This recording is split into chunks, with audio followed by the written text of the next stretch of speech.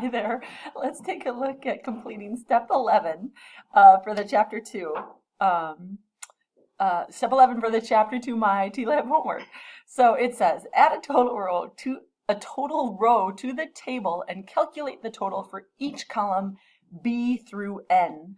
And I'm going to open up the spreadsheet that we're working with for the chapter 2 homework.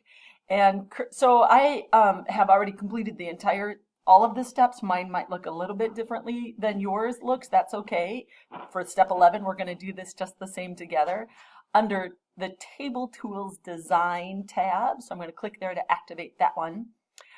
Here, so I'm going to uncheck it. Yours should look like this. You don't currently have a total row. I'm going to check mark it to turn it on. By default, it does give the sum of for every row, and that's because they contain numbers, which is perfect. Excel recognizes that data above it and then provides a sum. So how do I know it's a sum, by the way? Well, you can kind of eyeball it and see, but then if I click on any one of them and click the down arrow, I can see that sum is selected. If you have any other questions, feel free to let me know.